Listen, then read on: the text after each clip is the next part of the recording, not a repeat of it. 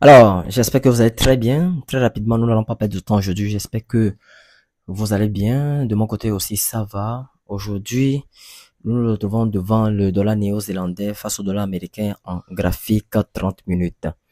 Une opportunité qui déjà bat son plein, une opportunité visible à l'œil, visible sur les graphiques que nous pouvons remarquer tout ensemble.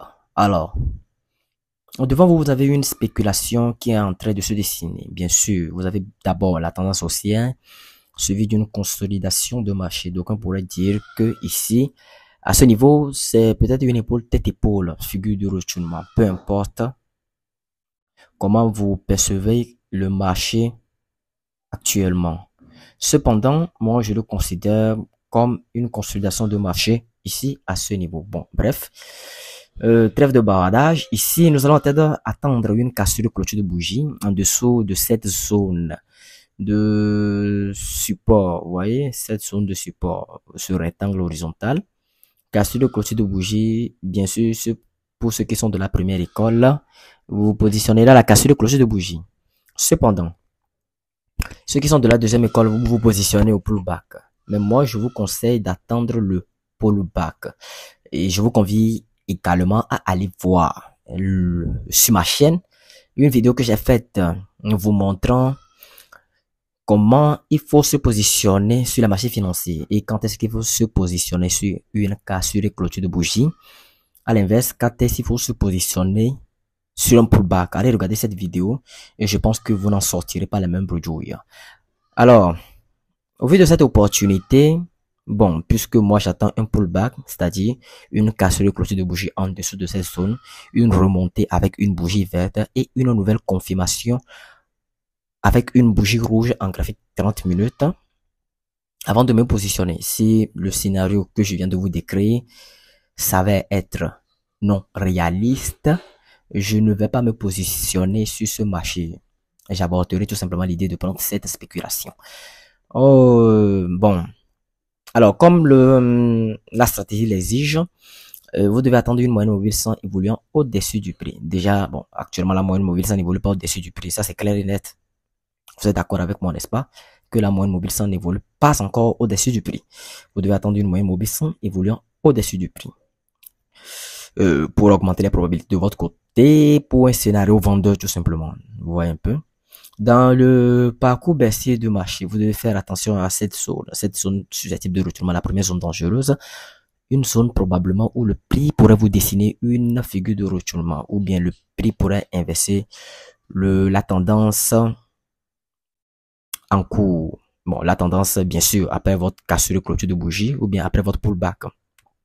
Donc, faites attention à cette zone dangereuse, puisque si nous voyons dans l'historique du marché, nous avons vu que cette zone a servi au marché en tant que support et résistance. Mais si nous creusons un peu, nous pouvons remarquer que cette zone a servi au marché en tant qu'une épaule tête-épaule inversée, synonyme de retournement à la hausse. Et qu'est-ce qui s'ensuit par après? Nous pouvons remarquer que, au vu de cette clôture de bougie haussière, le marché a plongé dans une forte impulsion haussière. Et patati, une légère correction, et puis bon, voilà, et puis bon, le marché a continué sa poussée haussière jusqu'à ce qu'il ne destine l'épaule tête-épaule ici ou bien une consolidation à ce niveau. Donc faites attention à ces deux zones. Le take profit final, je l'ai mis sur la 0,60491. Donc, veuillez noter toutes ces informations-là pour être aux aguets tout simplement. Allez, je pense que j'en ai assez parlé ici. Hein. Je vais parler également de le silver face au dollar australien. Le silver, l'argent. L'argent face au dollar australien. Une opportunité également en 30 minutes. Mais je vous convie également à aller voir la vidéo que j'ai faite sur ma chaîne concernant quand est-ce qu'il faut se positionner sur un pullback et quand est-ce qu'il faut se positionner à la casse de clôture de bougie. Parce que là, moi, personnellement, je ne vais pas me positionner à la casse de clôture de bougie. Parce que ce genre de scénario, par après, qu'est-ce que le marché fait? Le marché retrace fortement et vous pouvez vous sortir.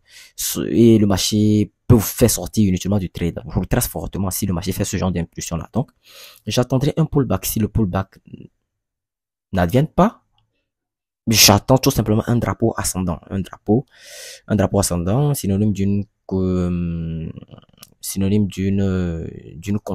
continuation de marché à la baisse, tout simplement. Si ces deux scénarios, d'abord le pullback n'intervient pas, je ne prends pas le trade. Le drapeau ascendant ne vient pas, je ne prends pas également le trade. Néanmoins, c'est une très belle opportunité. Bon, je vais essayer de vite terminer l'analyse, puis bon, on va voir ce que ça peut donner. Donc, je prends l'outil là. D'abord, il faut que je trace le support oblique. Voilà. Donc, apparemment, le support qui maintient la tendance haussière et tracer tout simplement les zones dangereuses. Ici, nous pouvons remarquer une zone dangereuse. Voilà. Le prix a fortement réagi ici à ce niveau. Donc le prix pourrait réagir à nouveau à cette zone, les zones dangereuses, les zones où le prix pourrait vous dessiner probablement une figure de retournement. Il y a également une zone dangereuse ici. Voilà.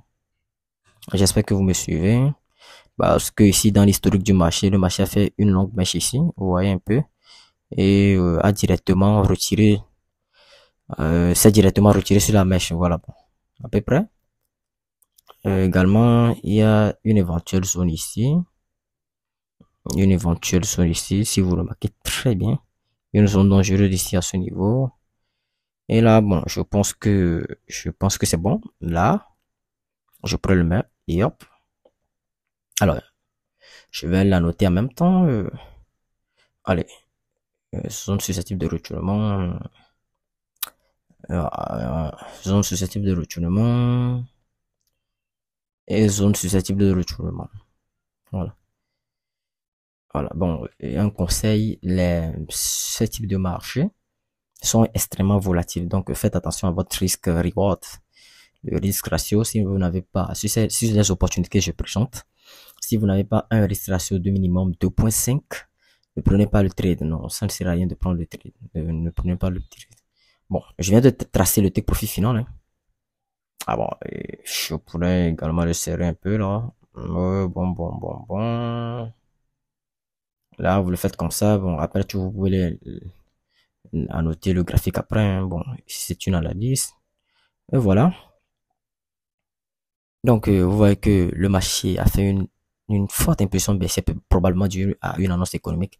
Donc, cette zone pourrait servir d'une zone dangereuse. Ici, nous pouvons avoir encore une zone intermédiaire à ce niveau. Bon, je vais essayer de dupliquer ça rapidement. Là, patati, patata. Ici, à ce niveau, voilà. Une zone intermédiaire où le prix pourrait dessiner une figure de retournement. Voilà.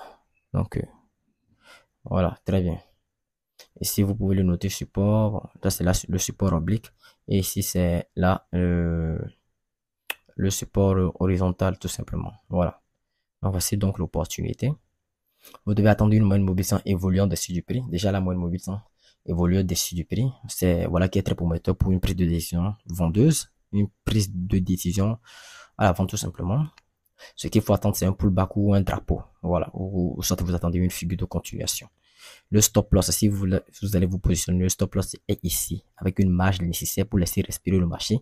Et votre risque reward va vous donner 2.5. Le minimum, c'est 2.5. Bon, bref. L'opportunité de l'euro face au dollar néo-zélandais. Non, je ne veux pas parler de ce graphique. J'aimerais parler de la livre sterling face au franc suisse. Non, pas de ce graphique. L'euro CHF, je voulais parler de l'euro CHF. Je vais voir rapidement dans ma liste des marchés où est-ce que j'ai mis l'euro CHF. L'euro franc suisse. Où est-il? Bon, je veux pas que ma vidéo dure trop, hein, puisque nous sommes dans les 9e minute. L'euro CHF. Après, très rapidement. Bon, l'euro CHF, je suis sorti de cette spéculation, comme vous pouvez le voir, avec un risque, avec un profit de 1,61%. Parce que j'étais un peu trop agressif dans le management du trade et le marché m'a fait sortir. Voilà. Donc, voilà ce que j'ai gagné. J'ai peur que de profit là, c'est bon.